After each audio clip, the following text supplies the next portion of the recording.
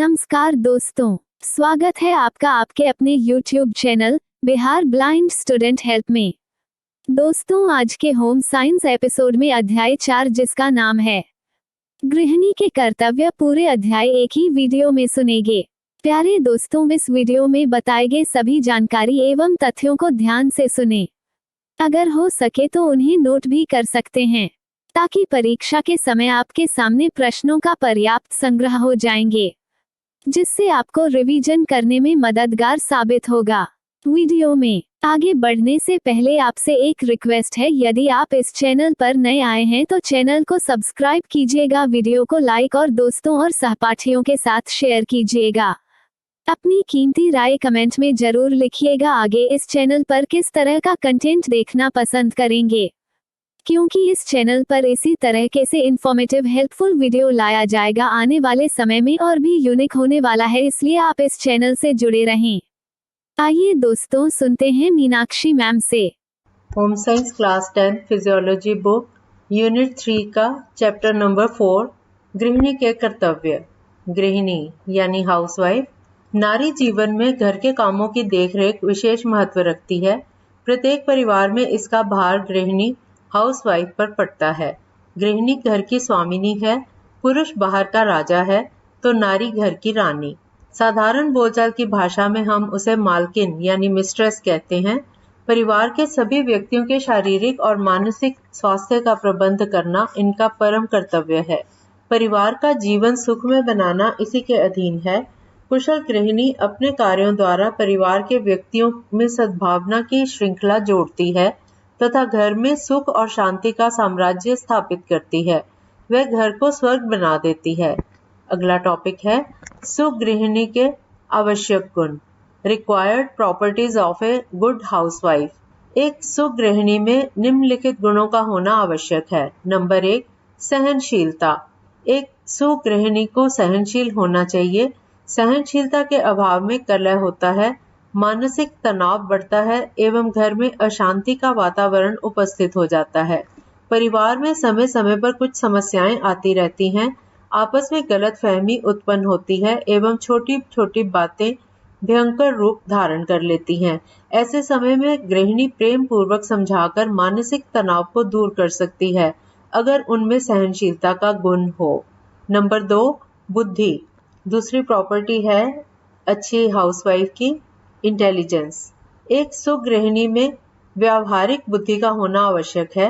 विभिन्न परिस्थितियों की जानकारी, किसी चीज को समझने के लिए कुशाग्र बुद्धि, उचित एवं अनुचित का ज्ञान आदि कार्यकुशलता एवं कुशाग्र बुद्धि पर ही निर्भर करता है।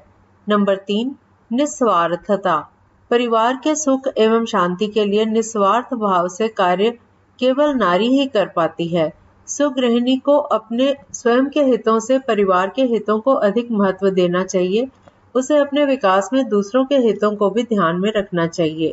नंबर 4, चौथा पॉइंट है उत्साह। उत्साह से जटिल कार्य भी शीघ्र एवं कुशलता से हो जाते हैं। उत्साह का प्रभाव घर के बच्चों पर भी पड़ता है। किसी भी कार्य को करने में अगर सुगृहिणी उत्साह दिखाती है तो बच्चे भी उत्साहित होकर कार्य करने लगते हैं। अतः सुगृहिणी को उत्साही होना चाहिए। और अगला पॉइंट है नंबर 5, कार्यपटुता। सुगृहिणी को कार्यपटु होना चाहिए। प्रत्येक कार्य को करने की उसमें इच्छा होनी चाहिए, उसको आदत होनी चाहिए। स्वयं कार्यपटु होने पर ही वह बच्चों तथा परिवार के अन्य लोगों से काम ले सकती है। गृह कार्यों में निपुणता प्राप्त करने के लिए कार्यपटु होना आवश्यक है। छठा पॉइंट, कल्पना शक्ति। सुगृहिणी में कल्पना शक्ति का होना भी अनिवार्य है। वह नवीन योजनाओं एवं कार्यों को व्यावहारिक रूप देने के पूर्व ही परिणामों की कल्पना कर लेती है। सातवां पॉइंट, मितव्ययी। धन उपार्जन करना प्रायः गृह स्वामी का काम होता है, जबकि व्यय करने का उत्तरदायित्व गृहिणी के ऊपर रहता है। मितव्ययिता का वास्तविक अर्थ उचित समय पर उचित मात्रा में एवं उचित विधि से धन खर्च करना होता है। आठवां पॉइंट, निर्णय क्षमता। एक सुगृहिणी में किसी कार्य को करने या ना करने का निर्णय लेने की क्षमता होनी चाहिए। किसी कार्य को किया जाए, किस कार्य को नहीं, किसे पहले करना चाहिए और किसे बाद में, इन सब बातों का निर्णय लेने की क्षमता उसमें होनी चाहिए। अगला टॉपिक, गृहिणी के कर्तव्य, ड्यूटीज ऑफ ए हाउसवाइफ। गृह स्वामिनी के रूप में गृहिणी के कौन कौन से कर्तव्य हैं, इनकी गिनती करना कठिन है। फिर भी एक साधारण गृहस्थी में गृहिणी के निम्नांकित कर्तव्य होते हैं। क, भोजन संबंधी, ख, वस्त्र संबंधी, ग, मकान संबंधी, घ, बच्चों और बूढ़ों से संबंधित, ड, स्वास्थ्य संबंधी, च, समाज संबंधी, छ, कार्य योजना संबंधी और ज, आय व्यय संबंधी। सबसे पहले क भाग, भोजन संबंधी कर्तव्य। जीवन की जो भौतिक आवश्यकताएं हैं उनमें से भोजन भी एक है। भोजन पर ही हमारा जीवन निर्भर है। स्वास्थ्यवर्धक और स्वादिष्ट भोजन पकाकर अपने परिवार के लोगों को सामने बैठाकर प्रेम पूर्वक खिलाने में जो सुख गृहिणी को प्राप्त होता है वह अनुभव से ही जाना जा सकता है। इसके अतिरिक्त घर की स्त्रियों के बनाए भोजन से परिवार के लोगों को जो तृप्ति मिलती है वह होटलों या नौकरों के हाथ के बने भोजन से नहीं प्राप्त होती। भोजन संबंधी कर्तव्य के अंतर्गत भोज्य पदार्थों की खरीद, उनकी सुरक्षा, भोजन पकाना तथा तत्संबंधी कार्य जैसे कि चावल बीनना, दाल साफ करना, तरकारी काटना, मसाला पीसना, आटा चलाना और गूंदना, रोटी बेलना पकाना इत्यादि आते हैं। साधारण आय वाले परिवार की गृहिणी उपर्युक्त कार्य स्वयं करती है। उच्च आय वाले परिवार की गृहिणी उपर्युक्त भोजन संबंधी कार्य नौकर, दाइयों और रसोइयों इत्यादि से अपनी देखरेख में करवाती हैं। फूहड़ गृहिणी इन बातों पर ध्यान नहीं देती। फलतः ऐसी गृहिणी का जो इनका गृहस्थ जीवन है वो नरक तुल्य हो जाता है। ख पॉइंट है वस्त्र संबंधी कर्तव्य। गृहिणी के वस्त्र संबंधी कर्तव्य के अंतर्गत वस्त्रों की खरीद, इनकी धुलाई, सिलाई, मरम्मत इत्यादि हैं। स्वयं खरीदने से मनपसंद कपड़े सस्ते दाम में खरीदे जा सकते हैं। स्वास्थ्य और आरोग्य के लिए साफ कपड़े पहनना जरूरी है। गंदे कपड़े तो देखने में भी बुरे मालूम होते हैं और उनसे स्वास्थ्य को भी क्षति पहुंचती है। नित्य प्रति साफ कपड़े तभी पहने जा सकते हैं जब घर पर ही कपड़े धोए जाएं। जो गृहिणी सफाई का महत्व समझती है वह अपने तथा अपने परिवार के सदस्यों के कपड़े स्वयं धो लिया करती है। प्रायः परिवार के अन्य सदस्य इस कार्य में सहयोग प्रदान करते हैं। कपड़े घर में धो लेने से बहुत लाभ हैं। रोजाना साफ करने पर कपड़े अच्छे धुलते हैं और धोने में हाथों का अच्छा व्यायाम भी हो जाता है। और इसके साथ ही घर में कपड़े स्वयं धोने से अधिक टिकते हैं और धोबी के पैसे भी बचते हैं। कोट पैंट जैसे भारी कपड़े धोबी को भी दिए जा सकते हैं। बच्चों के कपड़े गृहिणी स्वयं साफ कर लेती है और उन पर लोहा भी कर लेती है। ग पॉइंट गृह सफाई संबंधी कर्तव्य। मकान संबंधी कर्तव्यों के अंतर्गत घर की दैनिक सफाई, झाड़ू बुहार, फर्श की सफाई, खाने पीने के सामान तथा बर्तन, प्याले, प्लेट इत्यादि की दैनिक सफाई और सुरक्षा आदि आते हैं। मकानों की सफाई के अंतर्गत कुछ ऐसी भी सफाई होती है जो रोज रोज नहीं होती। ऐसी सफाइयों में नाली, मोरी तथा पखानों के फर्श की सफाई और दीवारों पर चूने की सफेदी देने के कार्य हैं।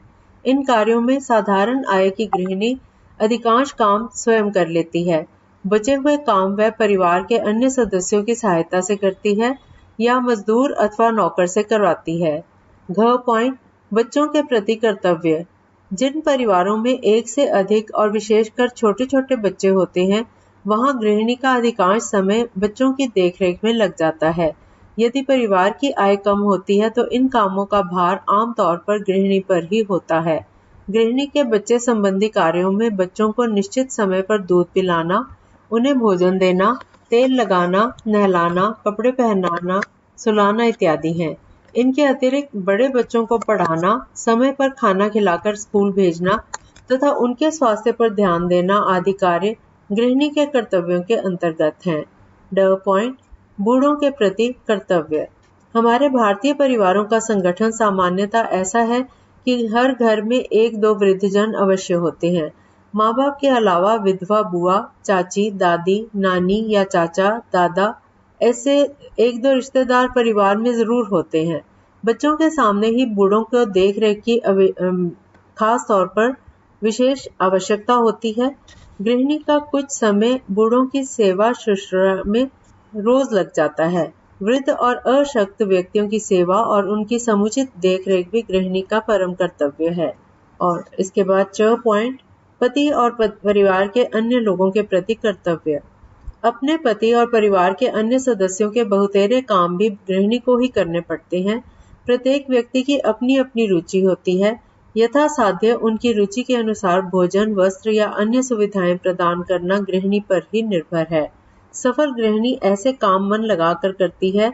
वह सभी सदस्यों के प्रति अपनत्व दिखाती है, सभी से विनम्र होकर हंसती बोलती है, छोटे मोटे काम बगैर कहे ही कर देती है, जिससे वह परिवार के सभी सदस्यों का हृदय जीत लेती है। फलतः उसे सभी लोगों का सम्मान प्राप्त होता है। परिवार के सभी सदस्य एक स्नेह सूत्र में बन जाते हैं। 6 पॉइंट, स्वास्थ्य संबंधी कर्तव्य।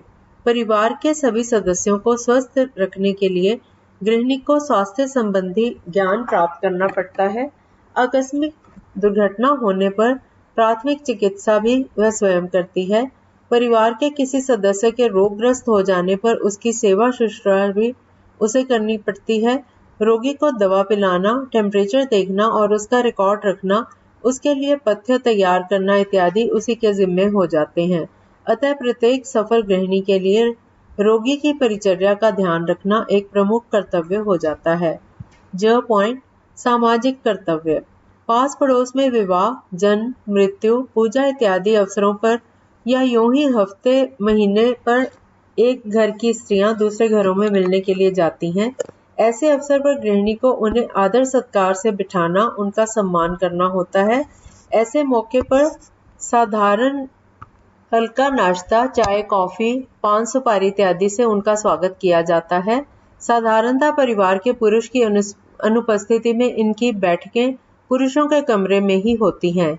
ग्रामीण स्त्रियां घरों में या भीतर के बरामदे में ही बैठती हैं। प्रत्येक सुसंस्कृत गृहिणी को अतिथियों के बैठने के लिए समुचित स्थान तथा बैठने की वस्तु और उनके स्वागत के लिए समुचित सामान का पूर्व प्रबंध करके रखना चाहिए। और लास्ट पॉइंट है इसका झ, निज के प्रति कर्तव्य। उपर्युक्त कर्तव्यों के अतिरिक्त गृहिणी का एक और प्रमुख कर्तव्य है, वह कर्तव्य है अपने प्रति। प्रायः भारतीय स्त्रियां अपने पति, बच्चे तथा परिवार के लिए दिन रात जी तोड़ खटती रहती हैं, लेकिन अपने स्वास्थ्य की ओर ध्यान नहीं देती। फलतः वे प्रायः विभिन्न रोगों के शिकार हो जाती हैं। अतः प्रत्येक गृहिणी को सभी कर्तव्यों पर ध्यान देते हुए अपने स्वास्थ्य का भी समुचित ध्यान रखना चाहिए। उन्हें सवेरे उठकर दैनिक कार्यों से फुर्सत पाकर तथा अन्य सदस्यों को खिला पिलाकर स्वयं भी समय पर ही खा पी लेना चाहिए। उपर्युक्त कर्तव्यों को निभाते हुए यदि गृहिणियां सभी काम दिलचस्पी के साथ करती हैं तो उनका केवल स्वास्थ्य ही नहीं सुधरता, बल्कि उनका बौद्धिक विकास भी होता है। साथ ही दाम्पत्य और पारिवारिक जीवन भी सुखी, शांतिपूर्ण और आनंदमय होता है। और अगला टॉपिक है गृह कार्य योजना बनाना, planning for household work. गृहिणी के कर्तव्य के अंतर्गत जितने कामों का उल्लेख किया गया है, उतने सारे काम स्वयं प्रतिदिन करना उनके बूते से बाहर है। ऐसी अवस्था में सुघड़ कार्यपटु गृहिणी समस्त कर्तव्यों को सुचारू रूप से संपादित करने के लिए अपनी दिनचर्या इस प्रकार बनाती है कि आवश्यकता अनुसार सभी काम उपयुक्त समय में संपन्न हो जाएं और कोई काम छूट ना जाए। कार्य वितरण। छोटे परिवारों में जहां मात्र एक स्त्री होती है, उसे अकेले ही सब काम करना पड़ता है। ऐसी अवस्था में वह केवल घर का अत्यंत आवश्यक काम ही कर पाती है। मामूली काम यूं ही छूट जाता है। संपन्न परिवारों में या जहां एक से अधिक महिलाएं या नौकर घरेलू कामों में सहयोग देने के लिए उपलब्ध होते हैं, वहां गृहिणी सदस्यों की योग्यता के मुताबिक कार्यों का वितरण परिवार की महिलाओं और नौकर चाकरों में कर देती है। और अब कार्य नियोजन। योजना बनाकर नियत समय में कम से कम परिश्रम द्वारा अधिक से अधिक कार्यों के सफलतापूर्वक संपादन के लिए सुघड़ गृहिणियां नियोजित ढंग यानी प्लान्ड वे में स्वयं या परिवार के अन्य सहयोगियों और नौकरों की मदद से सारे काम करती हैं। और अब पॉइंट है कार्यस्थल का चुनाव। सुविधा के विचार से गृहिणी कुछ विशेष कार्यों के लिए निश्चित स्थान चुन लेती है या उपलब्ध स्थान पर कार्य विशेष के लिए उपयुक्त सामग्री पहले से ही रखवा देती है। उदाहरण के लिए यदि उपलब्ध कमरों में उसे रसोई घर के लिए एक कमरा चुनना पड़ता है, तो स्वास्थ्य और सुविधा के अनुसार वह आवास के कमरों से कुछ दूर का एक साफ सुथरा कमरा रसोई घर के लिए चुनती है। चुनाव करते समय वह ध्यान रखती है कि कमरा सड़क और शौचालय आदि से दूर हो तथा जल प्राप्ति के स्थान के सन्निकट हो। इसी प्रकार कपड़ा साफ करने के लिए स्थान का चुनाव करते समय वह जल प्राप्ति के साधन की सन्निकटता का ख्याल रखती है और बच्चों के पढ़ने के लिए मेज रखते समय वह प्रकाश की दिशा का ध्यान भी रखती है। पढ़ते लिखते समय मेज पर काफी प्रकाश होना चाहिए तथा यह बाईं ओर से आए, इसका भी वह ध्यान रखती है। और इसके बाद अगला पॉइंट है समय और परिश्रम का सदुपयोग। कम से कम समय और परिश्रम में अधिक से अधिक काम करने के लिए गृहिणी एक योजना बना लेती है, एक प्लान बना लेती है और निश्चित काम के लिए कौन कौन सी आवश्यक सामग्री होगी वह मानस पटल या कागज पर उनकी एक सूची तैयार कर लेती है, जिससे आवश्यक सामान सहज उपलब्ध हो जाए। अतः उसे एक एक चीज के लिए बार बार दौड़ना नहीं पड़े ताकि समय और परिश्रम दोनों की बचत हो।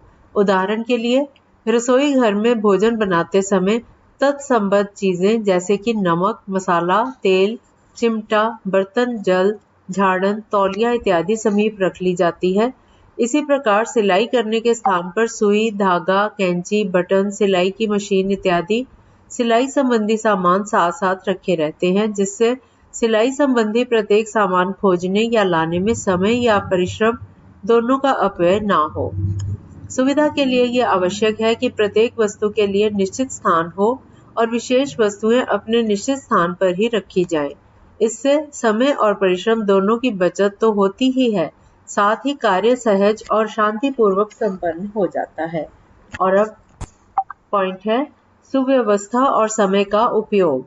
स्वस्थ जीवन के लिए काम के साथ साथ विश्राम भी आवश्यक है। सुव्यवस्थित ढंग से काम करने पर कम समय में अधिक काम किया जा सकता है और बचे हुए समय में अन्य काम किए जा सकते हैं या उस समय को विश्राम या मनोरंजन में लगाया जा सकता है। इस उद्देश्य की पूर्ति के लिए कार्यपटु सुघड़ गृहिणी अपने अनुभव से अनुमान कर लेती है कि निश्चित कार्य के संपन्न होने में कितना समय लगेगा।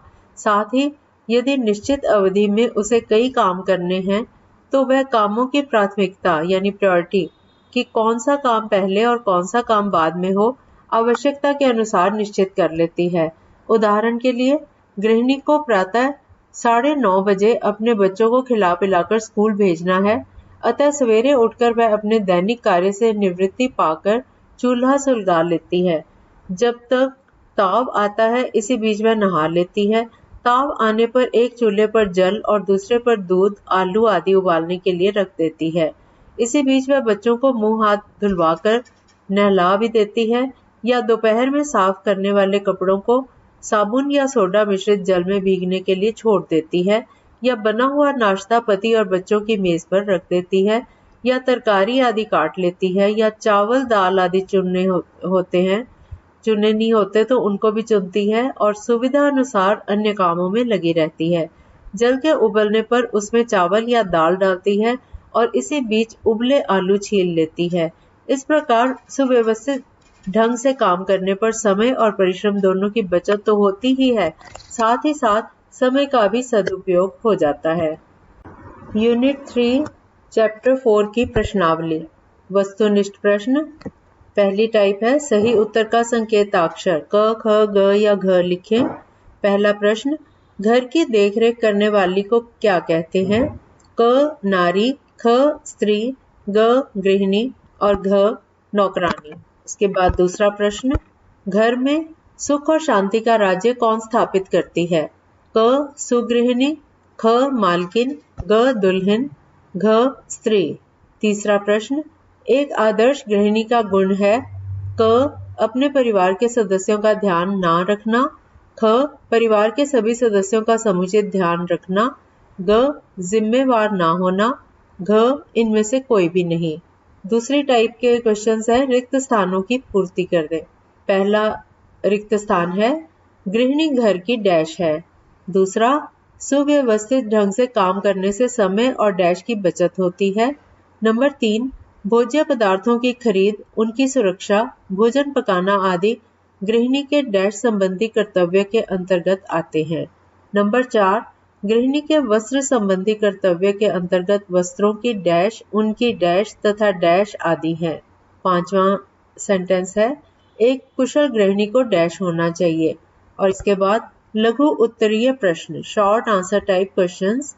पहला प्रश्न, बच्चों के समुचित विकास के लिए गृहिणी क्या करेगी?